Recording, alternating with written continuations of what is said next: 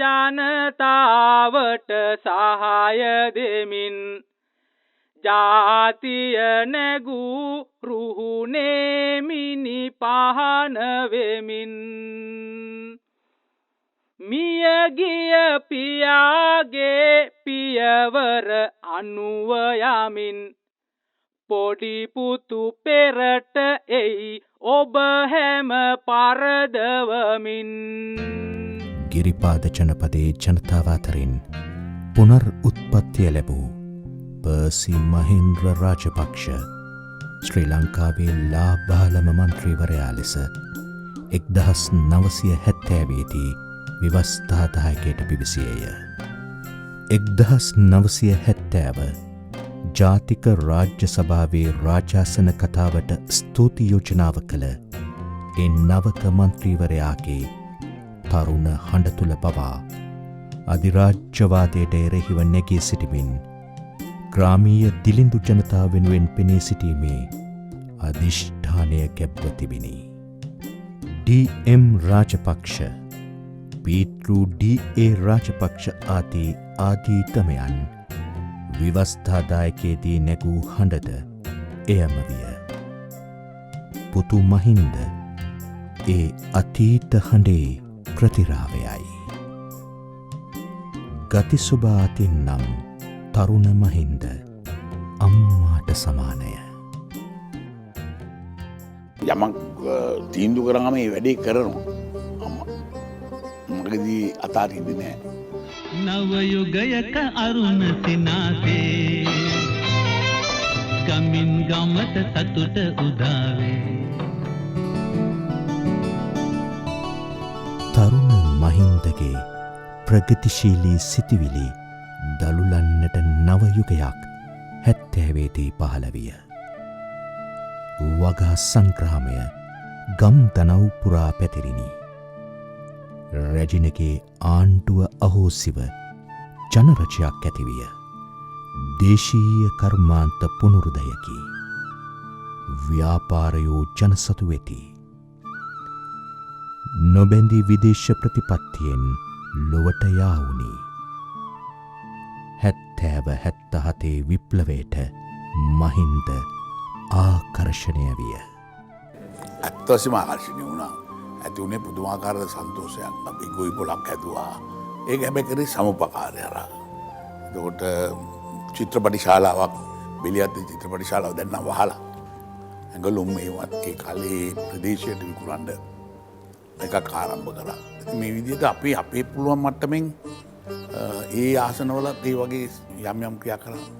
ඒ වකවානුව මේ රටේ විශාල සමාජ විපර්යාසයක් ඇති කරපු කාලයක්.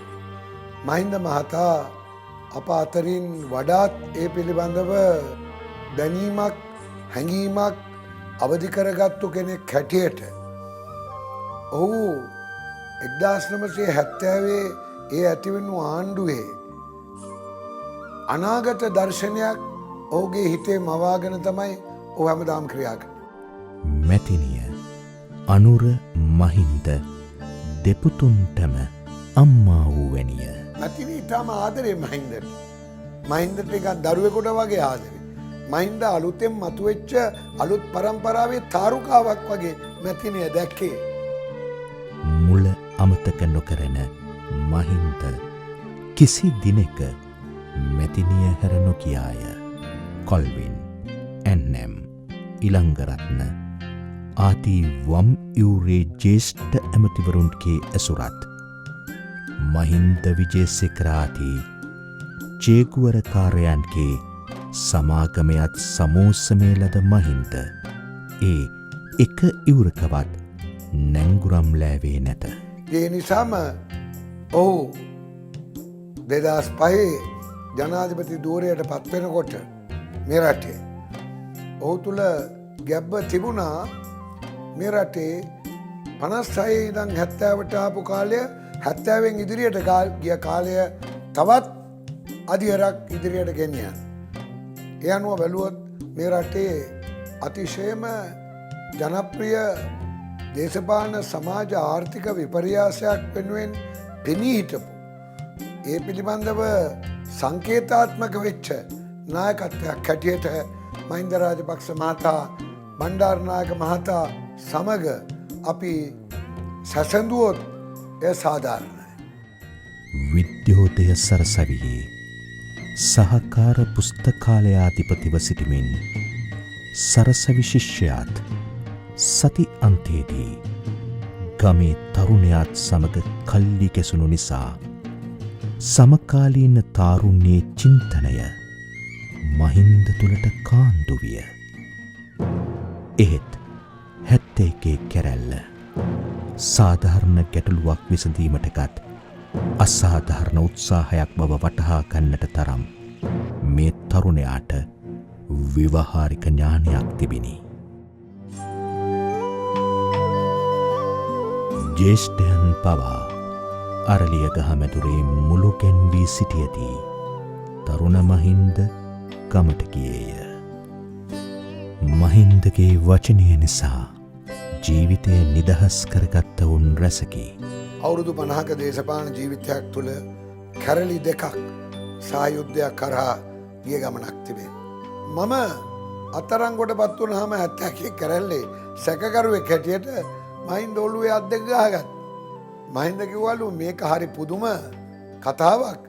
මට JVP සමීපතාවයෙන් ටිකක් ඈත් වෙලා ඉන්නේ කියලා මට උපදෙස් දීපු මිනිහා JVP එකට විරුද්ධව ඉතා තදින්ම න්‍යායිකව මතවාදීව පෙනී හිටි මිනිහා JVP කියලා අත්අඩංගුවට ගත්තාම මට නම් මේක තේරුම් ගන්න බෑ කියලා මහින්ද ගිහිල්ලා මැතිනියට කිව්වා. කුලවල නමින් ගම්මාන නම් කිරීම නැවැත්වීමට ගෙන ආ පනත වැනි ප්‍රගතිශීලී පනත් තරුණ මන්ත්‍රීවරයා සභාගත කළේය. මන්ත්‍රීවරුන්ගේ යෝජනා විදියට ගෙනාව දෙකක්. ඒක එකක් තමයි මේ සමහරුන්ගේ නම තුල කුලය තියෙනවා. ඉතින් මම කිව්වා ඒක කරන්න බෑ. ඒක ලියාපදිංචි කරන්න එපා කියලා. ඒ 70 ගණන්ව ලපන්. අපි හිතේ මතේ ඒක. 77 මැතිවරණයෙන් ශ්‍රී ලංකා නිදහස් පක්ෂය දුර්වල වූවත් මහින්ද රාජපක්ෂ මන්ත්‍රීකම හැර නැවත බිලියත්තට යන්නේ වානේ කඳක්සේ හොඳ හැටි පදම් වීය. ඉනික් බිති එළඹෙන්නේ තැලුම් පෙළුම් වලින් ඒ වානේ කඳ පන්නරය වන යුගයයි. වඩා රිදුම් දුන්නේ පක්ෂයෙන්ම එල්ලවුණු යකුළු පහරවලදීය. මහින්දට නොරිතුනාට තදින්ම පහර වැදුනේ UNP ආණ්ඩුවෙනි. ජනාධිපති JR ජයවර්ධන ජනමතය කනපිට පෙරලා විධායක බල ඇඳුම ඇඟලාගෙන වියරුවෙන් සියල්ල විනාශ කරන්නට වන විපක්ෂනායකකම ශ්‍රී ලංකා නිදහස් පක්ෂයෙන් කලවා අමිර්තලිංගම්ට දුන්නේය. මැතිනියගේ ප්‍රජා අයිතිය අහෝසි කිරිනි. ඊනියා ජනමත විචාරණයෙන් ප්‍රජාතන්ත්‍රවාදී දේශපාලන ප්‍රවාහය කටුකම්බිගසා මං අවරාලුවේය. රුපියල් 10ක වැඩි වැටුපක් ඉල්ලූ වරදට 80 ජුලි වර්ජකයන් 40,000ක් පාරට දැමුවේය. 83 ජුලි කළු පැල්ලමෑන්දේය. විරුද්ධ පාක්ෂිකයන් කිසිවෙකුට හිස ඔසවන්නට නොදී ගම් දනව් පුරා මෙසේ දවල භීෂණය පැතිරෙද්දී මහින්ද මන්ත්‍රීකමත් නොමැතිව බිලියත්තේ. රටේ කිසි තැන නිල් පාට කොටියක්වත් එසවෙන්නට ඉඩ නොදෙන එක මොහොතක මහින්ද බෙලියත්තේ මැතිනියට වේදිකාවක් තැනුවේය. UNPයට අනාගතයේදී විශාල තර්ජනයක් වන බව හැඟුණු නිසා මහින්ද සොයා අල්ලුකෝසුවන් පැමිණියේය. 1985 මුල් කිරිකල අතුරු මැතිවරණයේදී UNP ආණ්ඩුව කැබිනට් මණ්ඩලයට මුල්ගිරිකල ආසනයේ එක කොට්ටාසය බැගින් භාරදී තිබුණි. පාතාල නායකයන් ඡන්ද සටනට ආවේ පොලිස් ආරක්ෂාවද සමකිනි. ජනාධිපති උතුමානන් මුල්කිරි කළ ඇවිත් චන්දදායකයන්ට ප්‍රසිද්ධියේ කීවේ ඡන්ද දෙක තමා හෝ UNP අපේක්ෂකයා දිනවන ලෙසයි. තනතුරු අහිමි වුවත් මහින්දට කිසිදා මිනිසුන් අහිමි වන්නේ නැත. එය හැමදාටම එහෙමය. ඇඳ සිටින බතික් සරම වමතේ මැදගිල්ලෙන් මදක් ඔසවාගෙන ඕනෑ ගෝරියක් මැද්දට සිංහයෙක්සේ කඩාවතින මහින්ද මහත්තයා බෙලියත්තේ කොල්ලන්ගේ වීරයාවිය. ශ්‍රී ලංකා කාරයන්ගේ ගැලවුම් කාරයාවිය. හොරේවෙල චන්දපුල ළඟදී කොළඹින් පැමිණි ආණ්ඩුවේ මැරයන් මහින්දගේ ඉදිරියට කඩා පනිත්තේ ඔහු ආරක්ෂාව පතා අහසට වෙඩි තැබීය. UNP තුවක්කුද පත්තු විය. කෙසේ හෝ මැරබලය දෙදරහගේය. තමන් වාත්තඩංගුවට ගැනීමට යනවක තැනකත් මහින්ද උපක්‍රමශීලී විය. නීතිඥය කුමාර්ගෙන් බාර උණු මහින්ද වැලිකඩ බන්ධනාගාරගතව සිටිත්දී කෑමට වසදමා ඝාතනය කිරීමේ උත්සාහයක් තිබිණි. මහින්ද සිරකූඩුවේ සිටිනු අම්මාට තරාගත නොහැකි විය. මහින්ද අම්මාගේ හිත හැදුවේය. මගේ පුතා බලාගන්න යයි ජේලර්වරුන්ට කියා ගෙදර ගියා අම්මා ලෙඩ ඇඳට වැටුණි. දෑස පියවෙන්නට පෙර පොඩිපොතු දෑසින් දැකගන්නට තිබූ සිතිවිල්ල ඉටු කරන්නට UNP ආණ්ඩුවෙන් අවසර නොලැබුණි. 72 ජනරජ විවස්ථාව හැදූ ආචාර්ය කොල්වින් ආර්ද සිල්වා නරකද නීතිය ගෙන ගත්තොත් යනුවෙන් දුන් උපදෙසානුව 72 නීති විද්‍යාල ප්‍රවේශයට පෙනී සිට 73 නීති විද්‍යාලයට ඇතුළත්ව නීති උපාධිය ලැබීය. එය මහින්දගේ පසුකාලීන දේශපාලන හා සමාජ ක්‍රියාකාරීත්වයට මෙන්ම මන්ත්‍රීකම නැති වී සිටි සමයේ ජීවනෝපාය පිණිසද මහත් පිටිබලයක් විය. මහාධිකරණයේ මම හිතන්නේ මම තමයි ඒ කාලේ තංගල්ල මහාධිකරණයේ වැඩිම නඩු ප්‍රමාණයක් කරපු නීතිඥයා බවට පත් වුණා මම හිතන්නේ. හම්බන්තොට උසාවියේ වැඩ කරන කාලයේ නඩු කටයුතු නිම කර උසාවිය අසල තේ කඩයෙන් ප්ලේන්ටියක් බොන ගමන් මෑත මුහුදේ යන නැව් ගණන් කිරීමේ සිරිත අනාගත ජාතියට මහරු දායාදයක් හිමි කර දුන් පෙරනිමිත්තක් විය. 1988 ප්‍රථම ජනාධිපතිවරණයෙන් බලයට පත් ආර් ප්‍රේමදාස ජනාධිපතිවරයා රට තුළ බීම සමයක් ඇති කර තිබුණි. උතුරේ ප්‍රභාකරන්ගේ භීෂණය, දකුණේ ජනතා විමුක්ති පෙරමුණේ භීෂණය, සියල්ලටම වඩා ප්‍රේමදාස ආණ්ඩුවේ භීෂණය. රට මහා ගිනිජාලයක් මැද දැවෙමින් තිබූ එසමය අතුරුදන් වූ තරුණයන් වෙනුවෙන් නොමිලයේ පෙනී සිටි අධිනීතිඥ මහින්ද රාජපක්ෂට අතිශය කාර්යබහුල සමයක් විය. ආණ්ඩුවේ නිල හමුදාව සහ ප්‍රා කොළකොටි වැනි නොනිල හමුදා විසින් පැහැරගත් තරුණ දූපුතුන් බේරා දෙන්නැයි විලාප නගමින් පැමිණි හම්බන්තොට මාපියවරුන් නගන හඬ මෙදියම් රැයි පවා කාල්ටන් නිවස දෙසින් නැසුනි. නාඳුනන තුවක්කු කරුවාට බියෙන් බොහෝ දේශපාලඥයෝ කොළඹ සැඟව සිටියහ. ඒත් මහින්ද දැන් වසන්ත ප්‍රසන්තගේ ගාවේ 10 මාර්ග විතර. මම ඒ වෙලාවෙම තමයි කතා කරේ. ඉතින් වෙලාවක් නෑ ඉතින් ළමයා අරන් ගිය ගමන් දුවගෙන ඇවිල්ලා අඬන්නේ දෙන වෙන තැනක් යන්න දෙන තැනකුත් නෑනේ. ඉතින් කාල්ටන් එක තමයි අන්තිමට දිනුනේ. ඉතින් කාල්ටන් එක ඇතුළේ හිටිය උගක් වෙලාවට මේ දෙගොල්ලොම හිටියා. දෙපැත්තෙම මරයි කියලා බයි හිටපු අය හිටියා. හැබැයි කාල්ටන් එකේ හිටපු අය තමන්ගේ ගමට ගියාම දෙපැත්තෙම මැරුම් ගෑවා. ආණ්ඩුවෙන් කට්ටියක් මැරුවා, කට්ටියක් ජනතාව වෙනුමුණෙන් මැරුවා. මං කෑමේම දීලා ඒගොල්ලන්ට ඉන්න දෙනවා. ඊට පස්සේ අපේ මහත්තයාම ඒලත් එක්ක කතා කරලා ඒ ප්‍රශ්නේ විදිහට බේරනවා. සත්‍යපාල වන්නිකම නීතිඥ විජේදාස ලියනාරච්චි ඝාතන රටට හෙළි කළේය. කුසල් පෙරේරා සමග එක්ව දකුණේ ඝාතනය වුණු සිසුන් 60කගේ ලයිස්තුවක් සකසා විපක්ෂනායක අනුර බණ්ඩාරනායක ලවා පාර්ලිමේන්තු සභාගත කළේය.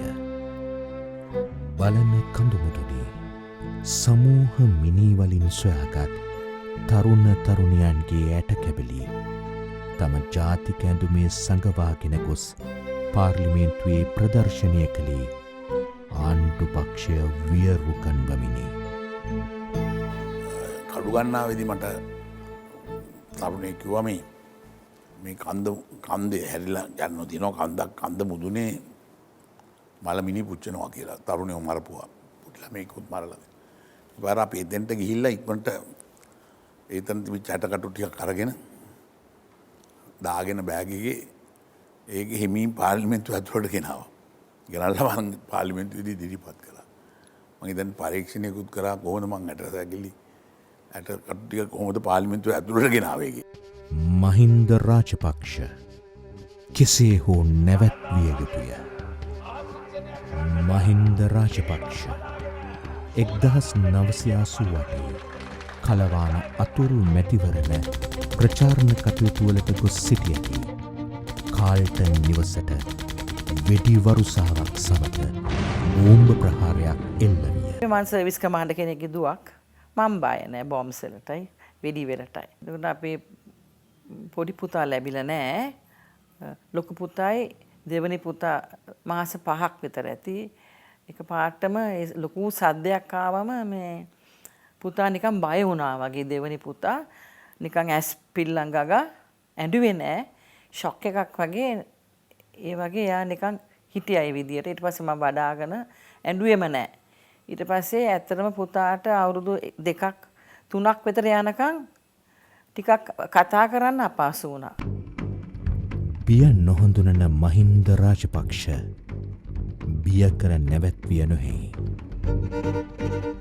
මර්ධනයෙන් ඔහු තව තවත් දිරිලැබ ශ්‍රී ලංකාවේ සිදුවන මිනිස්කමට නිගා දෙන අපරාධ ජිනීවා මානව හිමිකම් සමුළුවට වාර්තා කිරීමට සිදුවේය.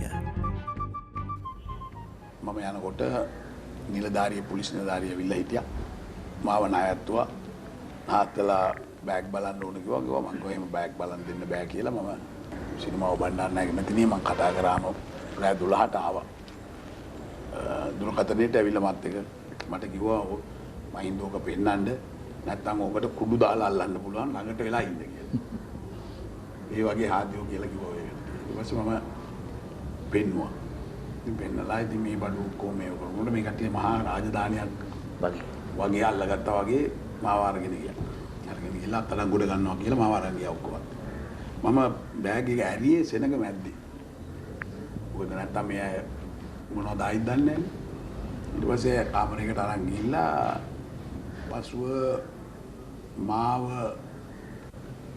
මට යන්න දීලා මගේ ගාව තිබිච්ච ඩොකියුමන්ට්ස් ටික එහෙම නැත්නම් ලියකියවිලි ටික ගත්තා. හැබැයි මම ඒ වෙලාවේ ඉල්ලුවා මට ඕන කියලා මගෙන් බාරයට ගන්න ආණ්ඩුවේ බාරයට අත්අඩංගුවට ගන්න ලියුම් වල විස්තරයක්. ඒකට ඒකේ ලිව්වා අතුරුදහන් වූවන් පිළිබඳ තොරතුරු වාර්තා 450යි. මිනිස් හිස් පමණක් තියෙන පින්තූර 21යි. හිස නැති මලකඳන් වල පින්තූර 38යි. ඒ විදිහට මම ඔක්කොම අර මං ගෙනියන ලයිස්තුව ලියුමකට දැම්මා. ඒස්පී මහත්තයා සංගල මට ලියුම දුන්නා. එයා පිටපතක් තියාගත්තා. ඉතින් ඒක අරගෙන තමයි මම ජීනීවා ගියේ.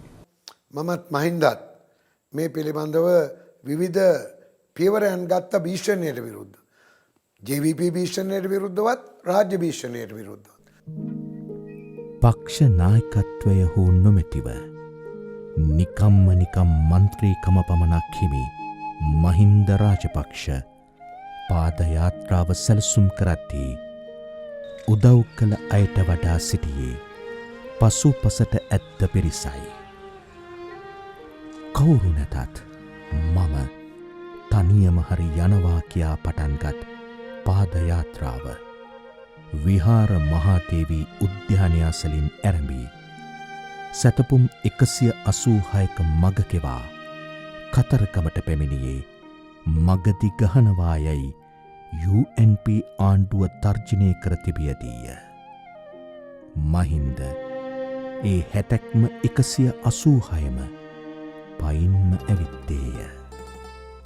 සෙලවිය නොහැකියයි සිතූ UNP පෙරලා තැමිය හැකිය යන විශ්වාසය ශ්‍රී ලංකා නිදහස් පක්ෂය ප්‍රමුඛ විපක්ෂයේ නායකයන් තුළ ඇතිකිරීමට මහින්දගේ පාදයාත්‍රාවට හැකිවිය.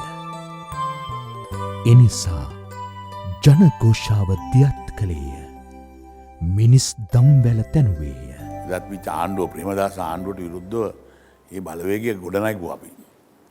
හිතේ අටවල් වල තිබිච්ච මිනිසුන්ගේ හැඟීම් එළියට ගත්තා. හැකි වුණා එකකින්. ඒක තමයි චන්ද්‍රිකාගේ ජයග්‍රහණයට මුල්ුණේ කියලායි මම විශ්වාස කරන්නේ. 94 දී 17 වසරක UNP පාලනය බිඳ තැමීමේ මංගල වෙඩිමුරය බවට 1993 දකුණු පළාත් සභා මැතිවරණය පත්වන්නේ මහින්ද ගොඩනැගූ මේ පරිසරය තුළයි. පොදුජන එක්සත් පෙරමුණ එක ආසනයක් වැඩියෙන් ලබමින් දකුණු පළාත් සභාව ජයග්‍රහණය කළද ආණ්ඩුව පළාත් සභාව පිහිටුවීමට ඉඩ නොදුන් තැන අධිකරණ නියෝගයක් ලබාගත්තේය. එහෙත් ආණ්ඩුව කළේ ආණ්ඩුකාරයා සංගවා තැබීමය.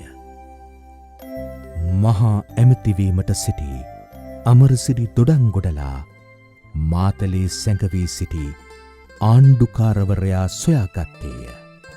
එහෙත් දිවුරුම් දෙන්නට එන්න කිවූතා මැස්සෙකුටවත් ගාල්ලකොටුවට ඇතුළවීමට බැරි ලෙස පොලිස් රැකවල් ගියා හමුදා නිලධාරියෙක් හිටියා එහා පැත්තකට වුණා. තුන් පාර හත පාර ගහනකොට දොර ඇරුණා.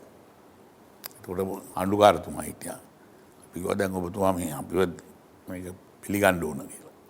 අන්තිමට දොඩංගොඩ හැමතුමාගේ දිවුරුම මම කියවලා එතුමා අස්සම් කරා විතරයි.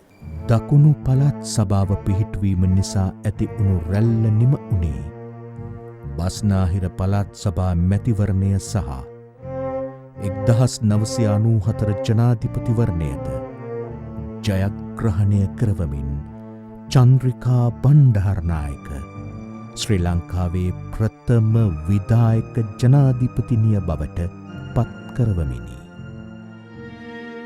ආණ්ඩුව පිහිටුවීමට වතුර ඇත්ත මහින්දට හිමිවන්නේ කම්කරු ඇමතිකමයි. ඊට හම්බුදාලට ඕන තරම් දැන් තියෙනවා. කම්කරුවට තියෙන එකම අමාත්‍යංශය ඒක විතරයි. ඉතින් කම්කරු වෙනුවෙන් ඒක ලැබිච්ච එක මං හිතන්නේ මට ලොකු මේ එකක් වෘත්තීය සමිති ව්‍යාපාරයේ හිටපු කෙනෙක් වශයෙන් වෘත්තීය සමිති එක්ක සම්බන්ධ වෙන්න මට ලැබුණා. කම්කරු ඇමති වශයෙන් මුලින්ම පාර්ලිමේන්තුවට ගෙනාවේ වෘත්තීය පුහුණු අධිකාරිය ස්ථාපිත කිරීමේ පනතයි.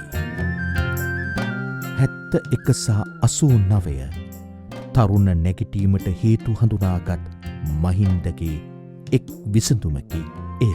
මම තමයි මං හිතන්නේ පළවෙනි මොහොතේ පාර්ලිමේන්තුවේ පළවෙනි පනත ගෙනාවේ. වෘත්තීය පුහුණු අධිකාරිය හදලා. අපිට පන්සල් වලට ගියා. පන්සල් වල ආමුදුරුවෝ අපිට සහයෝගය දුන්නා. මොකද ගොඩනැගිලි හදන්න ඕනේ නැහැ පන්සල ගත්තම. මුරකාරයෙක් දාන්න ඕන නැහැ. ඉතින් අනිත් එක මම ඒක කරේ ඇත්ත වශයෙන්ම තරුණයෝ පන්සලෙන් ඈත් වෙන්න පටන් ගත්තානේ. තොට පන්සලට නැවත ගන්න නම් මේ වගේ අවස්ථාවක් තමයි කළ යුත්තේ.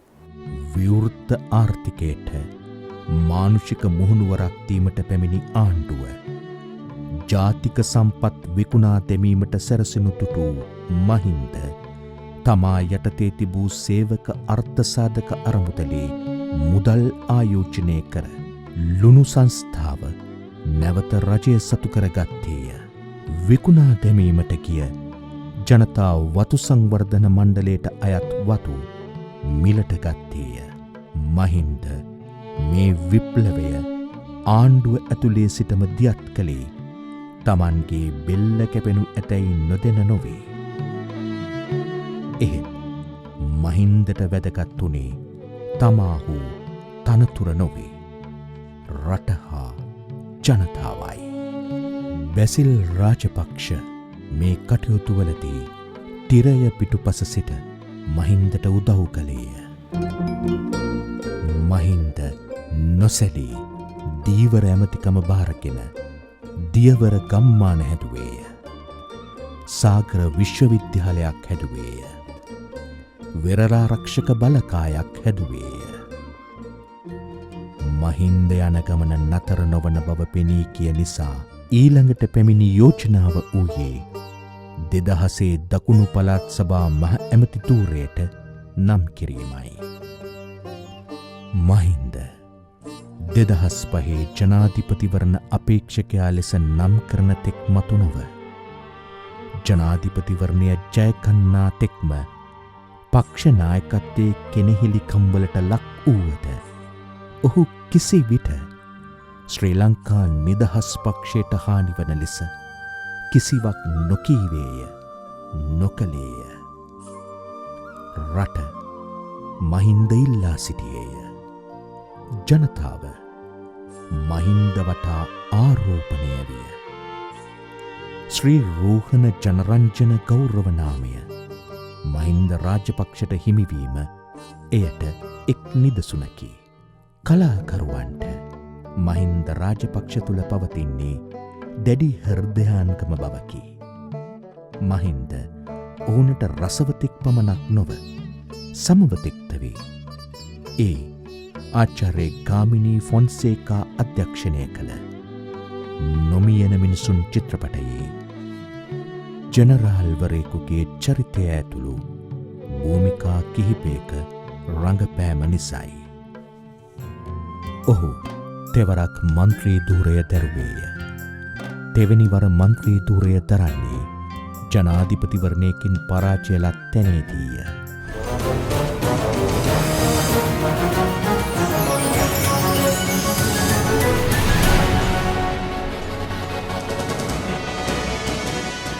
මන්ත්‍රී වුණත් අගමැති වුණත් නිකම් මහින්ද රාජපක්ෂ වුණත් මහින්ද රාජපක්ෂ මහින්ද.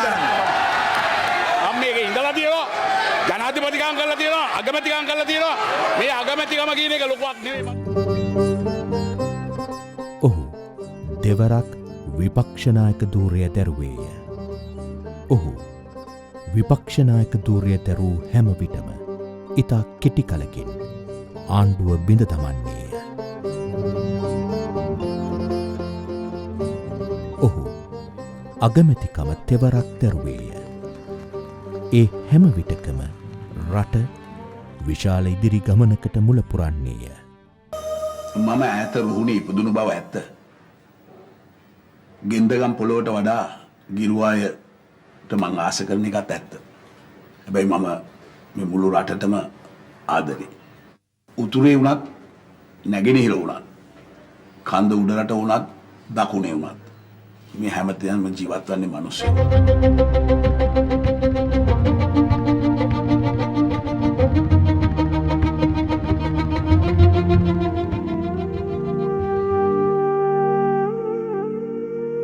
ආගමික ස්ථාන ඉලක්ක කළ ප්‍රහාර හා සිවිල් ජනතාවට එරෙහි LTTE ම්ලේච්ඡත්වය මහින්ද රාජපක්ෂ දේශපීතෘවරයා කම්පාවට පත් කළේය.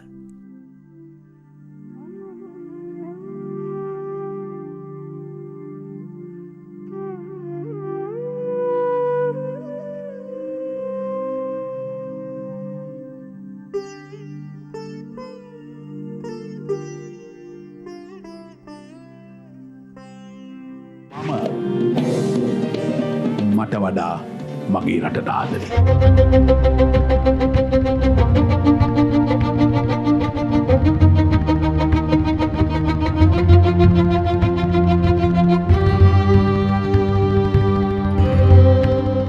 තිස් වසරක යුද්ධය නිමා කිරීම මහින්ද යුගයේ ස්වර්ණ සටහනයි. මගෙන් ඉල්ලුවේ මේ රටෙන් කොටියාව පරාජය කරලා කොටියාව එලවලා දාලා මේ රට ඒකීය රටක් කරන්න කියන එකම ඉල්ලීමයි තමුන්නාන්සලා කරේ.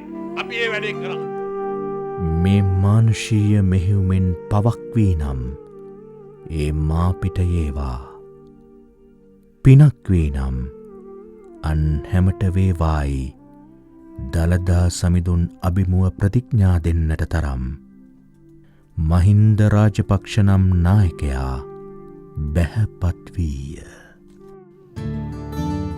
යුද්ධයක් නිම කරමින් ගෝලීය ආර්ථික අර්බුද මධ්‍යයේ නිදහසින් පසු ශ්‍රී ලංකා ආර්ථිකයේ සමෘද්ධිමත්ම යුගය නිර්මාණය කළේ මහින්ද රාජපක්ෂයන්ය.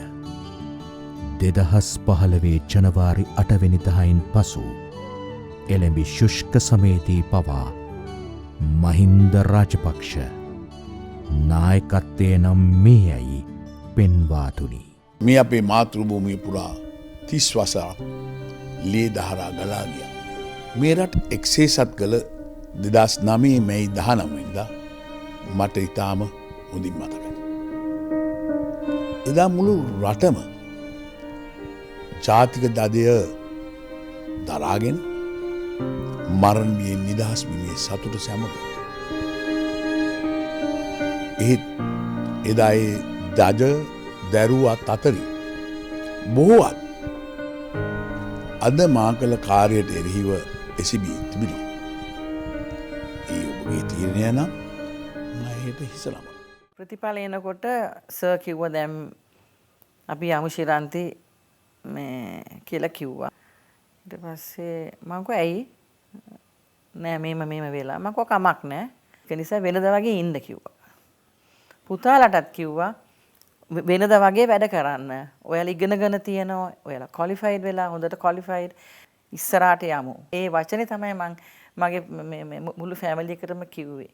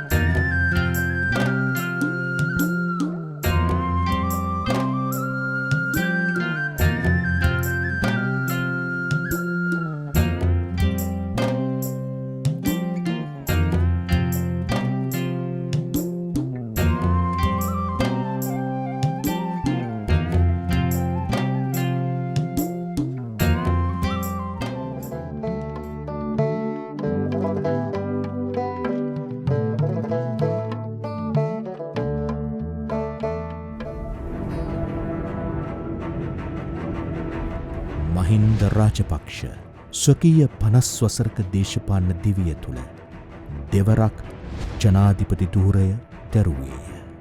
ඒ කාල පරිච්ඡේදය වචනයේ සීමා අතික්‍රමණය කරන ස්වර්ණමය යුගයක් වන්නේය.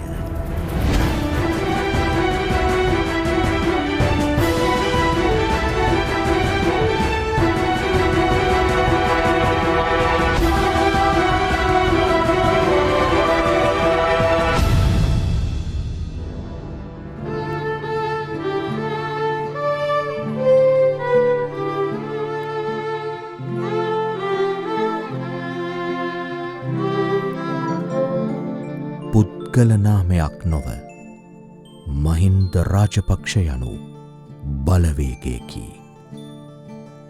නිදහස් ශ්‍රී ලංකාවේ ජාතික බලවේගය මහින්ද රාජපක්ෂ නම් වන්නේය. 30 වසරක යුද්ධය නිමා කිරීම මහින්දෝදයේ අභිමන් සලකුණ විය.